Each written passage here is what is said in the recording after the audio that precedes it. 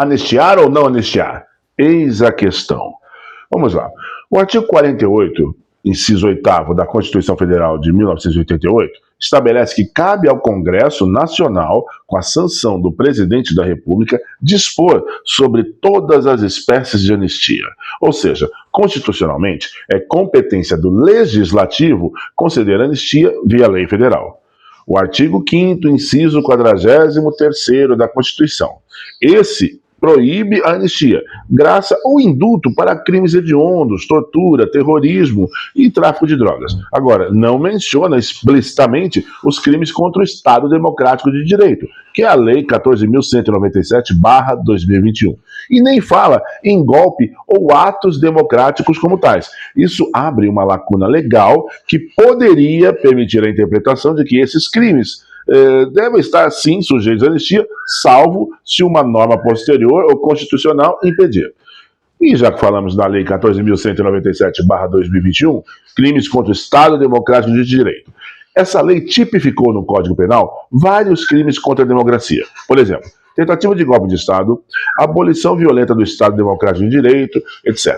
E também a existência da lei permite enquadramento jurídico, mas também gera debates. Ela é nova, não existe jurisprudência consolidada sobre todos os dispositivos, o que pode permitir interpretações que defendam anistia para alguns casos, especialmente em atos com menor envolvimento, ou com motivações políticas. Mas então chegamos à Lei da Anistia de 1979, que é a Lei número 6.683/79.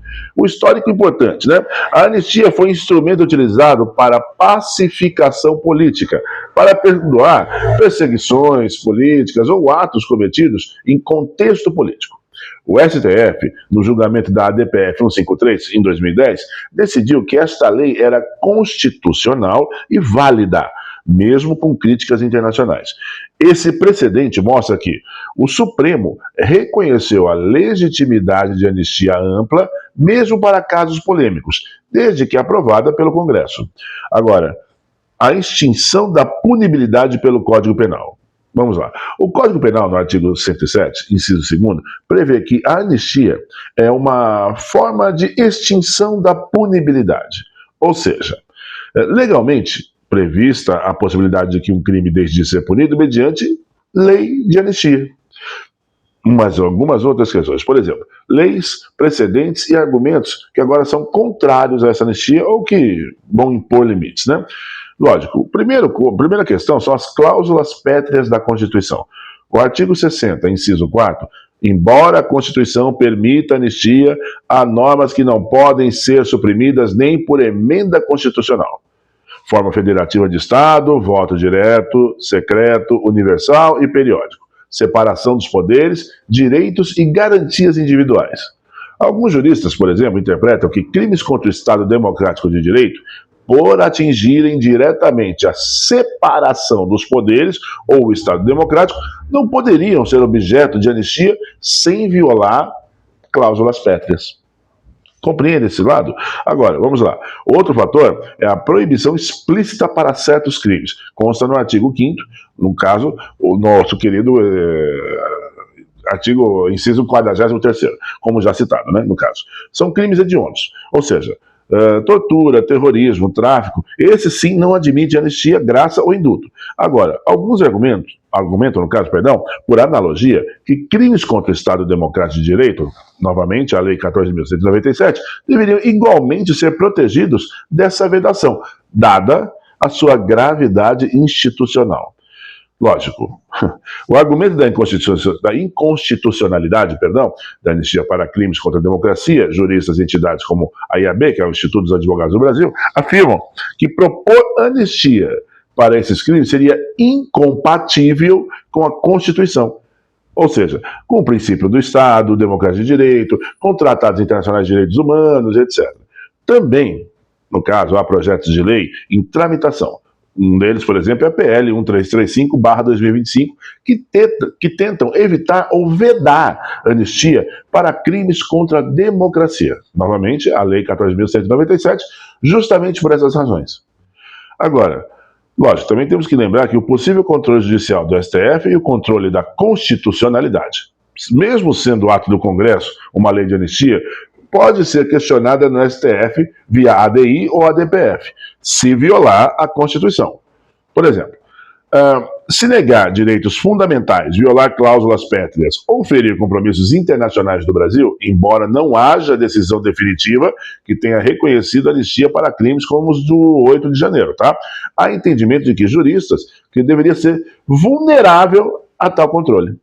Argumentos jurídicos para defender que é possível e legal agora anistiar os presos de 8 de janeiro. Bom, nesse caso, com base nas leis e precedentes, aqui estão os argumentos que nós consideramos mais fortes.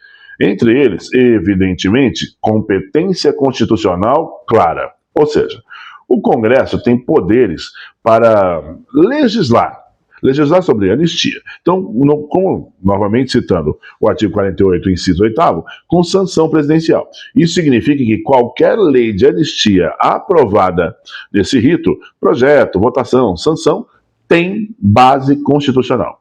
Outro fator é o princípio da legalidade e da separação de poderes.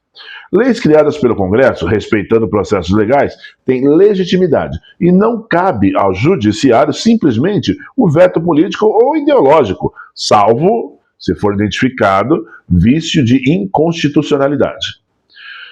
Mais um fator, no caso, é a extinção da punibilidade legalmente prevista. O Código Penal permite que a anistia, quando concedida, venha a extinguir a punibilidade, ou seja, apague sanções penais. Se a lei for bem redigida, ela pode cobrir os presos conforme critérios definidos. Quem participou, grau de culpa, etc. Né? Agora, precedentes de anistia política no Brasil. A própria lei de anistia de 79 e o julgamento da DPF 153 demonstram que leis de anistia já foram consideradas válidas quando obedecidos os processos constitucionais. Nesse caso, interpretação constitucional que favorece liberdade política. Em uma democracia, há um princípio de favor libertatis, ou seja, favor de liberdade. Se presos políticos foram presos por manifestação ou mesmo participação com menos culpa, a interpretação deve favorecer a sua libertação perante dúvidas ou motivações políticas. Agora, aí que está a questão. Então chegamos justamente ao início do texto. Anistiar ou não anistiar? Os dois lados da moeda têm suas razões. Você vê que o princípio da anistia, em alguns momentos, com as cláusulas pétreas, pode ferir a Constituição, pode ferir N questões aí que podem, inclusive, danificar o status do Brasil perante o mundo. Porém, a nossa lei humana diz que a anistia seria um bom ato. Ou seja, ali, mesmo que as pessoas estivessem sob alguma forma de protesto um pouco mais avançada, é evidente que, infelizmente, eles estavam ali lutando por uma liberdade de expressão. Sim, punir por crimes de vandalismo, isso sem dúvida nenhuma. Quem vandalizou tem que ser preso e pagar por aquilo que fez. Ponto passivo. Mas, no caso, você tem casos ali que são hediondos mesmo nesse aspecto. Nós temos senhoras já muito idosas, pessoas que morreram dentro do presídio, e, sinceramente, por uma questão de crime de opinião. Nós tivemos uma situação semelhante com o senhor Daniel Silveira, que recebeu, que fez o seu crime de opinião sobre o STF e tudo mais, recebeu o indulto presidencial e esse indulto foi revogado pelo STF.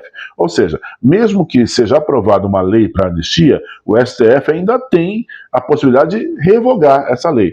Então o que nós precisamos nesse momento é usar um pouquinho do bom senso, ou seja, STF, a população que encontra-se bem dividida, inclusive, no fator anistiar ou não anistiar. Então, pensem no favor das famílias, porque ali estavam pessoas que, contrários ao sistema atual, mas que foram expressar sua opinião, expressaram de forma errada. Nós tivemos há pouco tempo atrás aí um Black Bloc, que é um movimento que a esquerda também gosta muito, e que chegou a matar um jornalista. Tivemos movimentos, como anos atrás, do MST, invadindo e ateando fogo em todo o local, além de Brasília. Então, quer dizer, os pesos e medidas estão desiguais. Então, neste caso, se a minha opinião for colocada em dúvida, eu sou a favor completamente da anistia.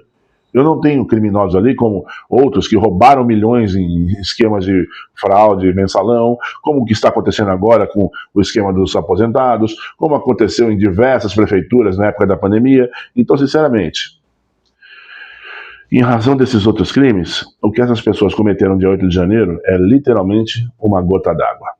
Eu sou Marcos Daniele Júnior. Os dois lados da moeda.